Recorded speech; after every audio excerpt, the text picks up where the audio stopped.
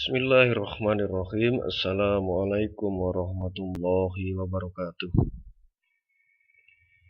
Kawan-kawanku yang dirahmati Allah Subhanahu wa Ta'ala dimanapun berada, pada kesempatan kali ini kita akan sedikit belajar mengenai meningkatkan keimanan kepada qada dan qadar Allah.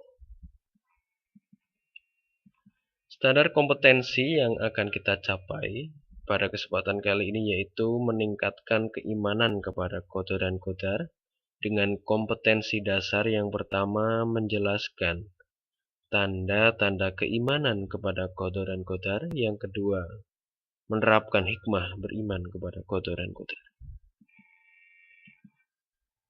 Kita akan lanjut ke materi yang pertama, pengertian qada dan qadar. Dalam Al-Quran dijelaskan bahwasanya kata qada berarti hukum, keputusan atau ketetapan Allah yang mutlak, sehingga tidak dapat dirubah. Contohnya seperti jenis kelamin seseorang, hidup mati seseorang, umur seseorang, jodoh, dan sebagainya. Yang kedua, kata qadar berarti kekuasaan atau kemampuan Allah untuk mengatur kehidupan makhluknya yang bisa dirubah dengan ikhtiar dan tawakal. Contohnya adalah rezeki. Jadi masalah kaya dan miskin itu termasuk dalam qadar Allah, bukan qada yang tidak dapat dirubah. Dalil yang mendukung iman kepada qada dan qadar adalah dalil yang berbunyi an imanu antuk minu billahi wa malaikatihi wa kutubihi wa rusulihi wal yaumil akhiri wa bil qadri khairihi wa syarihi. Hadis riwayat Muslim. Jadi Rasulullah SAW bersabda, al-imanu, iman itu ialah engkau percaya kepada Allah, wa malaikatihi, kepada malaikat-malaikat Allah, wa kutubihi, kepada kitab-kitab Allah, wa rasulihi, pada rasul-rasul Allah, wal yaumil akhir, pada hari akhir, wa bil qadri khairihi wa syarihi, pada qada dan qadar yang baik maupun yang buruk. Hadis riwayat Muslim. Adapun tanda-tanda mengenai iman kepada qada dan qadar Allah, yang pertama, orang tersebut sadar, menyadari dan meyakini bahwa nikmat maupun musibah adalah kehendak dari Allah. Dan yang kedua, orang yang beriman itu sadar diri bahwa dia itu tidak akan tahu dia akan mendapat bencana atau mendapat nikmat, karena semuanya adalah rahasia dari Allah. Dan yang ketiga, orang tersebut akan senantiasa melakukan ikhtiar dan tawakal dengan maksimal. Dan kawan-kawan yang dirahmati Allah Subhanahu wa Ta'ala, poin selanjutnya yaitu mengenai fungsi beriman kepada qada dan qadar.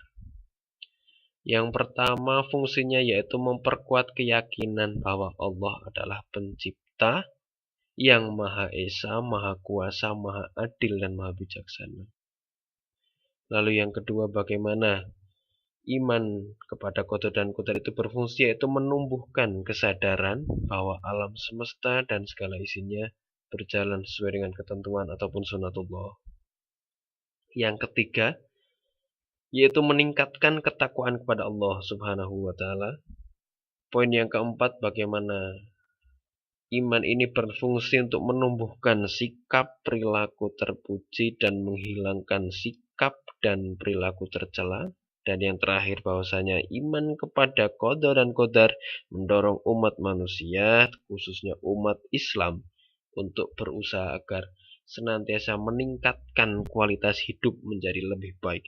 Hari ini harus lebih baik dari hari kemarin, dan hari esok lebih baik dari hari ini. Kawan-kawan rahimakumullah, ada beberapa hikmah beriman kepada qada dan qadar. Yang pertama, bagaimana kita bisa menumbuhkan kesadaran bahwa alam semesta dan segala isinya berjalan sesuai dengan ketentuan Allah.